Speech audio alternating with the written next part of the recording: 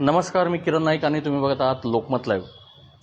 नाशिक सध्या चांगलं चर्चेत आलं. याचं कारण म्हणजे नाशिकमध्ये ड्रग्जचा कारखाना हा मुंबई पोलिसांनी येऊन कारवाई करून उधळून लावला.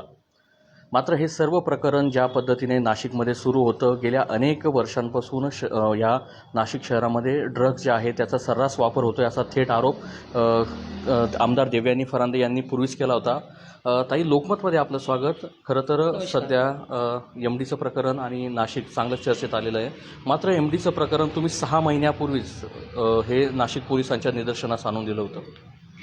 मागचे पोलीस आयुक्त असताना त्याच्या आधीपासून मी सलगच्या ह्या विषयाच्या बाबतीमध्ये पाठपुरावा करत आहे आणि अनेक पुरावे देखील मी पोलीस आयुक्तांच्याकडे दिलेले होते आणि काही शाळा महाविद्यालयांच्या बाहेर सर्रास पद्धतीने याची विक्री केली जात आहे आणि त्याच्यामुळे अनेक मुलं आज व्यसनाधीन झालेली आहे आणि हे व्यसन हे अतिशय वाईट आहे. कुटुंब उद्ध्वस्त व्हायला लागलेली आहे. पालकांना त्याची माहिती देखील नाही आहे आणि आज आपण बघत आहोत की आज मी राज्याच्या उपमुख्यमंत्र्यांचं मनापासून अभिनंदन करेल. महाराष्ट्राच्या पोलिसांचं देखील त्यांना धन्यवाद देईल की आज याच्यातला मेन आरोपी जो आहे पाटील, त्याला देखील त्यांनी अटक केलेली आहे आणि राज्याच्या गृहमंत्र्यांनी सातत्याने पोलीस विभागाला आदेश देऊन सदर विषयाच्या बाबतीमध्ये कारवाई केलेली आहे. त्यामुळे नाशिकला ड्रगमुक्त करणं ह्या दृष्टिकोनातून पावलं आता कुठेतरी टाकायला सुरुवात झालेली आहे आणि मेन ड्रग माफिया जे ह्याच्यातले आहेत त्यांना देखील अटक झालेली आहे. खरं तर ताई, 6 महिन्यापूर्वी जेव्हा तुम्ही जे तत्कालीन पोलीस आयुक्त त्यांना ही तक्रार केलेली होती, त्यानंतर तेव्हा दादा भुसेच हे पालकमंत्री होते. मात्र म्हणजे DPDCला त्या बैठकीला मी देखील होतो. खरं तर ती नियोजन भवनला जी बैठक झाली होती, आपण तिथे आवाज उचलला होता आणि तसाच आवाज तुम्ही विधान सभेत म्हणजे नागपूर अधिवेशनामध्ये देखील उचलला होता. मात्र कुठेतरी नाशिक पोलिसांकडनं या कारवाईला दिरंगाई करण्यात आली असं आपल्याला वाटतंय. आदरणीय पालकमंत्र्यांनी काल देखील बैठक घेतलेली होती आणि जेव्हा मी हा प्रश्न उपस्थित केला तेव्हा त्यांनी पोलीस प्रशासनाला आदेश दिलेले होते. परंतु एकूणच कालच्या बैठकीमध्ये आपण बघितलं असेल की नाशिक पोलिसांच्या बाबतीमध्ये मी तीव्र नाराजी व्यक्त केली. जोपर्यंत ह्या विषयाच्या बाबतीमध्ये नाशिक पोलीस पुढे येऊन जोरदार कामगिरी करत नाही तोपर्यंत नाशिकला ड्रगमुक्त करणं हे खूप अवघड होतं. आज महाराष्ट्राचे पोलीस येऊन गृहमंत्री त्यांना कामाला लावत आहेत आणि ह्या सगळ्या विषयांच्या बाबतीमध्ये नाशिक पोलिसांनी काम करण्याची आवश्यकता होती आणि निश्चित स्वरूपामध्ये ह्या विषयाच्या बाबतीमध्ये आम्ही काल जे आमचं म्हणणं होतं ते आम्ही मांडलेलं आहे.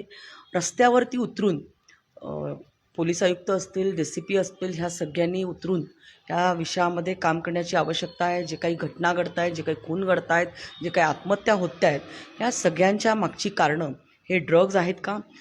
एखाद्याचा खून झाला तर आरोपीची तुम्ही ड्रग्सच्या बाबतीमधले त्याची तपासणी करा, अशा पद्धतीचं देखील मी DCP क्राईमला सांगितलेलं होतं आणि मला तरी वाटतं आहे की नाशिक शहरामध्ये क्राईम वाढण्याचं प्रकार जो आहे याचं महत्त्वाचं कारण जे आहे हे ड्रग्ज आहे आणि त्याच्यावरती आज माझं सरकार काम करतं आहे आणि त्याच्यावरती आता आपल्याला बघितलं असेल की खूप मोठ्या प्रमाणामध्ये इकडचे ड्रग्सचे अड्डे जे आहेत हे उद्ध्वस्त करण्यामध्ये सरकारला यश आलं आहे.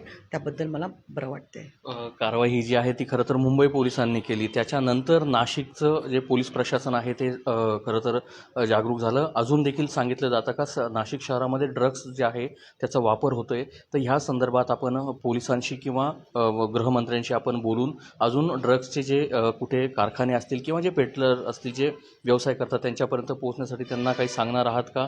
किंवा जी सध्याची परिस्थिती आहे, कारण की नाशिकमध्ये अजून देखील सर्रासपणे म्हणजे तुमच्याच मतदारसंघातल्या ज्या महिलांना अटक केली होती आणि तुम्हीच हा प्रश्न पुढे आणला होता की त्या महिलेला तुम्ही अटक करा, ती ड्रग्ज पेट्रोल आहे. तर ह्याबाबत तुम्ही काही वरिष्ठांशी अजून काही बोलणार आहात का? माझं ऑलरेडी सर्वांशी बोलणं झालेलं आहे. माझ्याकडे जी माहिती होती ती पूर्णतः माहिती मी दिलेली आहे. त्यानुसार कारवाई होत आहे आणि नक्कीच नाशिक पोलिसांनी त्याच्यामध्ये विलंब लावला नसता तर हे प्रकरण लवकर उघडकीस आलं असतं.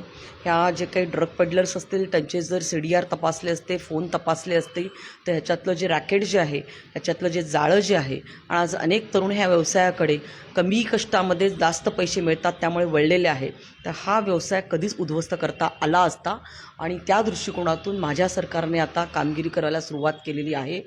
आणि राहिला विरोधी पक्षाचा सवाल की नाशिकमधला कारखाना उद्ध्वस्त केल्यानंतर आज विरोधी पक्ष काम करतोय.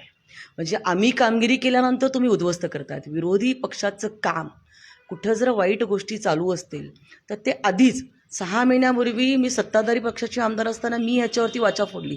तेव्हा विरोधी पक्ष काय करत होता? तेव्हा कोणीच आवाज उठवला नाही. आणि आज सरकारने कारखाने उद्ध्वस्त केले तर त्याचं जे काही आहे श्रेय घेण्यासाठी आज विरोधी पक्षाचे लोक कुठं मोर्चा काढण्याच्या दृष्टिकोनातून हालचाली करत आहेत.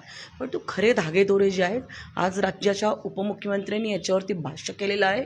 खरे धागेदोरे हे पोलीस तपासत आहे आणि राज्याचे पोलीस खरे सूत्रधार ह्याच्या मागचे कोण हे निश्चितच पुढे आणणार. खरं तर राज्याचे पोलीस असतील ह्या पूर्ण घटनेचा जो उलगडा करतील आणि महाराष्ट्र नव्हे तर देश हा ड्रग्ज मुक्त करेल असा विश्वास आमदार देवयानी फरांदे यांनी व्यक्त केला आहे. किरण नाईक, लोकमत, नाशिक.